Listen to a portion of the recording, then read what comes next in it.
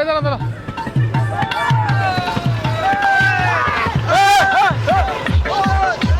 এরা হচ্ছে আমার দেশের সম্পদ, আমাদের দেশের গর্ব।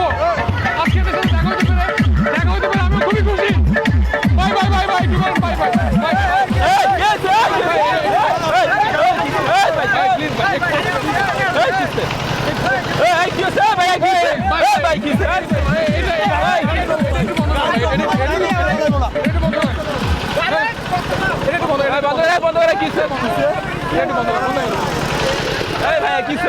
বাই বাই বাই আমি আপনাদের অনেক বড় ফ্যান। আমি চিল করতেছিলাম ভাই। ভাই ভাই সত্যি শুনেন, আপনারা আমার কথাটা শুনেন বন্ধুরা।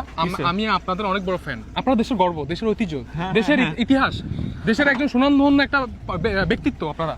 ঠিক আছে, আপনার খুবই ভালো লাগে, আপনাদের পার্সোনালিটির ফ্যান আমি। হ্যাঁ, এখন আপনাদের প্রশ্ন করতে চাই, আপনারা যে এইভাবে এই যে পিকআপ ভাড়া করে, সানবক্স ভাড়া করে, জেনারেটর ভাড়া করে এভাবে নাচানাচি করতেছেন, ফালাফালি করতেছেন, আসলে এটা কেন করতেছেন বা এটা করে আপনাদের আসলে কি মজাটা পাচ্ছেন যদি একটু আমাকে বলতেন।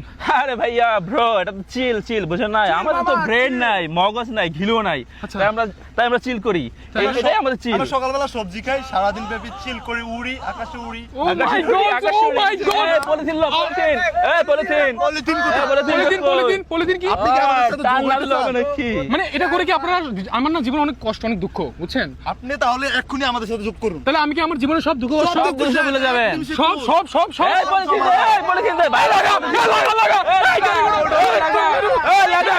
এর জন্য কোন গানটা লাগাবো? আপনারা যেটা ভালো, যেটাতে আমি দুঃখ কষ্ট এই দিকে ভালো লাগা, দিকে